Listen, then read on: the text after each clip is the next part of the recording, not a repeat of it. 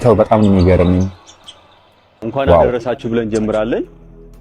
ህዝበ ክርስቲያኑን ምን አይነት ምልከታና ምን አይነት ዕውቀት እንዳለው ስለዚህ ሰው እናያለን። እስቲ ወሬም ትንሽ ዘለግታ በጣም የሚገርም ነው። ባይዞ ልብ ብላችሁ አድምጡ ሁላችሁም። እሺ በጣም ብዙ ጊዜ ስለ መስቀል ወፍ ሲወራ እንሰማለን።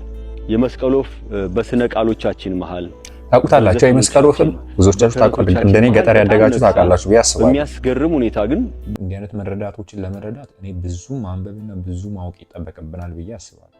አንዳንዴ ደግሞ ከላይ ደግሞ ዝም ብሎ የሚሰጠን ጸጋ አለና መራው አናት ላይ የሚቀመጠው ለምን ሴቷ እንድታየው ልክኛ ለአቅመ አዳምና ለአቅመ ሔዋን ስንደርስ ሴቶቹ ጎዳና ለጎዳና ወንዱ ሴት ያለችበት መንደር እንደማይጠፋው ሁሉ ማለት ነው። በዚህ አስተምሮት ውስጥ ምን እንዴት እንደሚያደምጠው አያችሁ። ሰላም ውድ የሃናኒ ቲቪ ተመልካቾች እንደምን አላችሁ? እንደምን ሰነበታችሁ? ውድ ቤተሰቦቻችን ዛሬ በአዲስ ቪዲዮ ወደ እናንተ መጥተናል። ውድ ቤተሰቦቻችን ይህ ቻናል ለብዙ ሰዎች ላይክ እያደረጋችሁ ይህን ቪዲዮ ትጀምሩ ዘንድ በአክብሮት እንጠይቃለን። ውድ ቤተሰቦቻችን ዛሬም በአዲስ ቪዲዮ ተገናኝተናል። ውድ ቤተሰቦቻችን ቱር ላይ እንደ መስራታችንን መጠን ቱር ላይ እናበዛለን ባልሏችሁ መሰረትም ዛሬ አንድ ቪዲዮ ለእናንተ ይዤላችሁ መጥቻለሁና አንድ ቀን ስለዚህ ሰው ሰርቼ ነበርና በተደጋጋሚ ብዙ ቪዲዮችን አያሉን። እኔ ሱስ የሆነብኝ ሰው ነውና ብዙዎቻችሁ በዚህ ሰው ቪዲዮች ሱስ የሆነባችኋል ብዬ አስባለሁ። ውድ ቤተሰቦቻችን እስቲ ይህን ቪዲዮ እንመልከትና ምን አይነት ምልከታና ምን አይነት ዕውቀት እንዳለው ስለዚህ ሰው እናያለን። እስቲ እስከ ቪዲዮ ፍጻሜ አብራችሁን ዘንድ በመሃል አንዳንድ ነገሮችን እናወራለን። ውድ ቤተሰቦቻችን አሁን ወደ ቪዲዮ እይታው በጣም የሚገርምኝ እንኳን አደረሳችሁ ብለን ጀምራለን። ህዝበ ክርስቲያኑን ሌላውንም የኢትዮጵያ ማህበረሰብ እንኳን ለአዲስ ዓመት አበቃችሁ፣ እንኳን አደረሳችሁ በሰላም እንላለን። አዲሱን ዓመት የሰላምና የፍቅር ያደርግልን።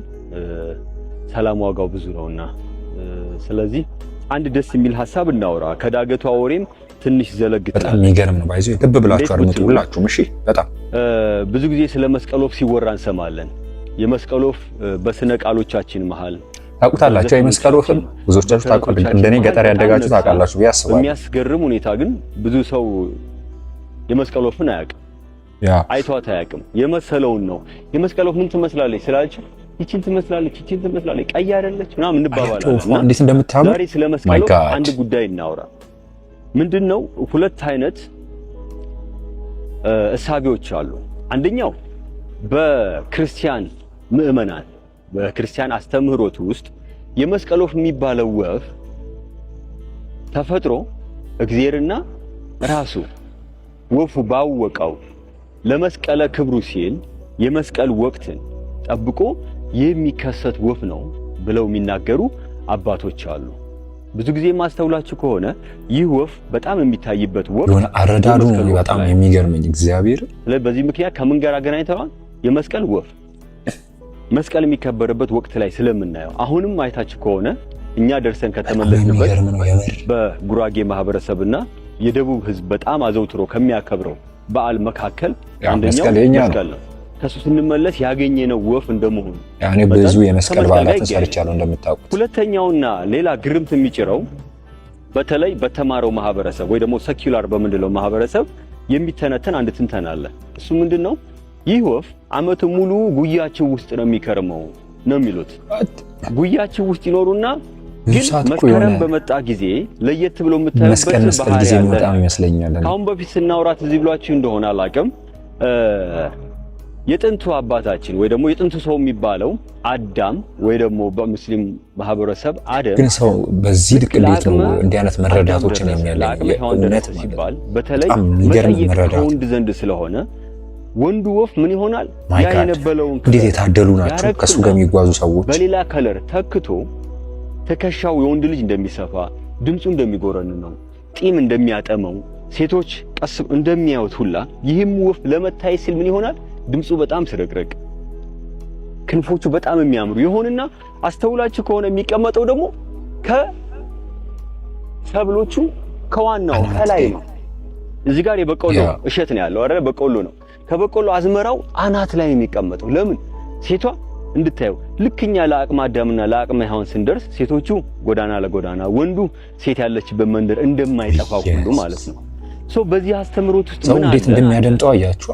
ይህ የመስቀል ወፍ ይህንን የሚያደርገው ከአዳም የወረሰው ባህሪ እንዳለው ማሳያ ነው። እኛ ግን እዚህ ጋር አንድ ሌላ ነገር ልነግራችሁ ነው። አዲስ ዓመትም አይደለ? ብዙዎቻችን አስተውላችሁ ከሆነ ከልጅነት እስከ አሁን እድሜያችን ድረስ አዲስ ዓመት ሲመጣ በቤታችን ውስጥ ሶፋ ቦታ በመቀየር እነዛ ከኛ በላይ ታጥበው ጸድተው አመቱ ሙሉ ሶፋ ውስጥ የሚቀመጡት ቡፌ ውስጥ የሚቀመጡት ብርጭቆዎች፣ ሰሃኖች ታስታውሷቸዋላችሁ? ታጥበው ተወልውለው ይቀመጣሉ አይደል? መልካም። ብዙዎቻችን አቅም ሲኖረን ልብስ እንገዛለን ወይ ደግሞ ያለንን አጥበን እንለብሳለን አይደል? ሁለተኛ ነው ሰብሉ ራሱ መዳን። ሶስተኛው ሐሳብ በጣም ያስቀኝ ደስ የሚል ስሜት አለው። እውነት እንደ አቅሙ እንደ ኪሱ ያለው በሬ ገዝቶ የሌለው ፍየልና በግ ወረድ ብሎ ዶሮ ካልሆነ እንቁላል ገዝቶ ይህንን በዓል ይቀበላል አይደል? አስተውሉት። ይህ የሰው ልጅ ነው። ህገ ልቦና ለሚባለው ከፍጥረታት ሁሉ በልዕልናው ሻል ያለ ነው የሚባለው ሰው ነው አይደል ይሄን የሚያደርገው? ይህ ወፍ እንኳን አዲስ ዓመት ሲመጣ ቀድሞ የነበረውን ማንነት ጥሎ በአዲስ ማንነት አዲስ ወፉን አዲስ ማንነትን ገንብቶ አዲስ ዓመትን ይቀበላል አይደል?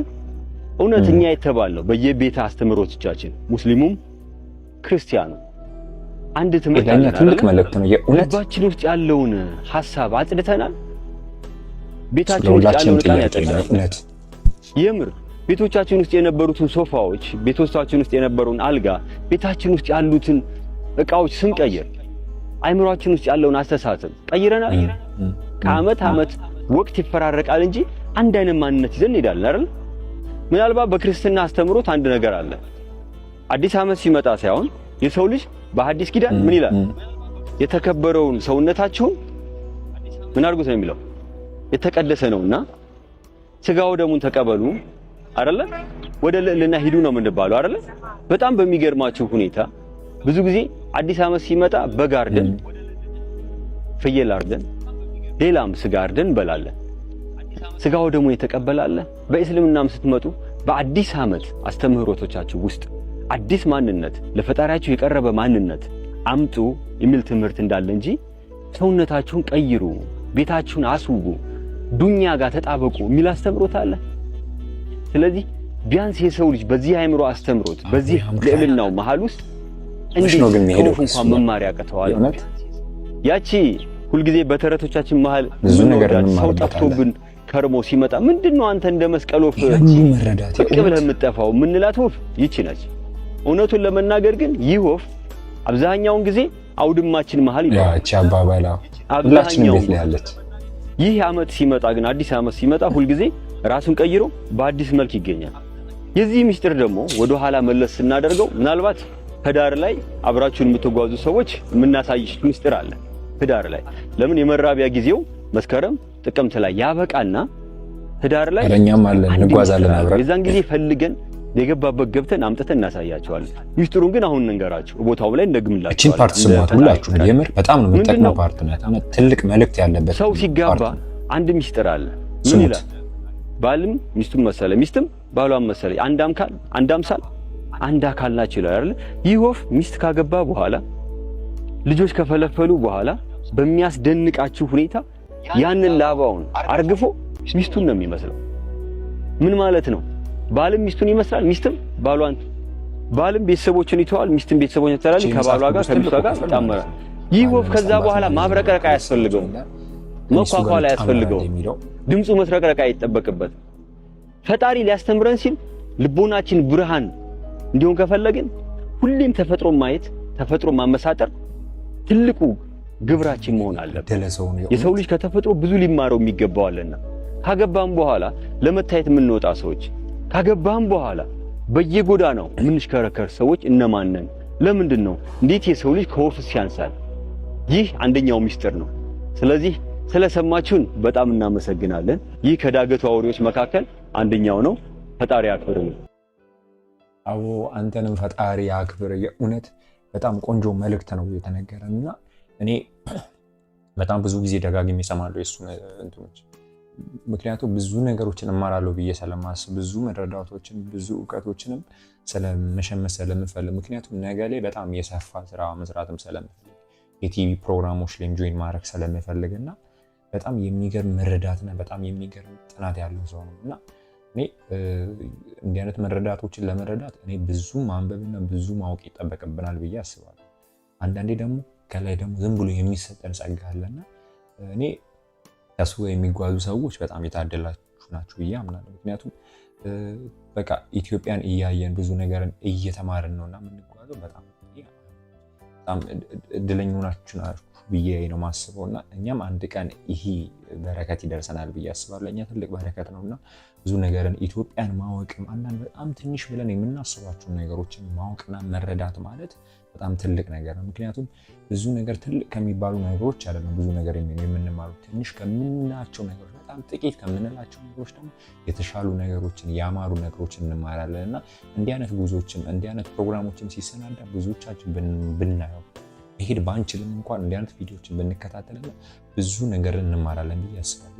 ኢትዮጵያዊነታችንን ብቻ አይደለም ምክንያቱም ኢትዮጵያዊነት ላይ በጣም ትልቅ ነገር አለ ብዬ አምናለሁ። ምክንያቱም የመስቀል ወፍ ላይ በጣም ብዙዎቻችን እንደ አባባልና እንደ ተለያዩ ነገሮች ነበር የምንጠቀመው የነበረና የመስቀል ወፍ ያለው ነገር ትህትናው፣ ታማኝነቱ ለማን እንደሚያንጸባርቅ ያሉ ነገሮች የገለጸበት አገላለጽ በጣም የሚገርም ነውና እኔ የመስቀል ወፍን በዚህ ልክ አልጠበቅኩም ነበርና እኔ የመስቀል ወፍን ቅድም እንዳልኳችሁ ብቅ ብላ የምትጠፋ ወፍ ነው የሚመስለኝና ግን በዚህ ልክ ለሚስቱ ያ መጽሐፍ ቅዱስ ላይ ያለው ያን ክፍል ነውና ያየሁትና በጣም የሚገርም ነውና ራስ ነው የሚል ነገር ባል ለሚስቱ ራስ ነው የሚለውን ነገርም እንደምታዩት በሰብሉ አናት ላይ ነውና የሚቀመጠው በዛ ላይ አንጸባርቆ ነው የሚገኘው። በጣም ቆንጆ ነው፣ ማራኪ ነው። ግን ውበቱ ሚስቱን እስኪያገኝ ድረስ ነውና ከወለደ በኋላ ምን ካለ በኋላ ያን ውበት አራግፎ ይጥላል ሲል በጣም ነው የገረመኝና በጣም ቆንጆ መረዳት ነው የተረዳ ነው ብዬ አምናለሁ። ውድ ቤተሰቦቻችን ክፍል 2 ቪዲዮ ይቀጥላል። ቆንጆ ቪዲዮዎችን ለእናንተ ሰርተን የምናቀርብላችሁ ነው። ውድ ቤተሰቦቻችን የቻናል ብዙዎች ድረስ ላይክ፣ ሼር፣ ሰብስክራይብ በማድረግ አጋርነትን ግለጹ። ሁሌም እንደምንል ኢትዮጵያን ፈጣሪ ይጠብቅልን። እናመሰግናለን።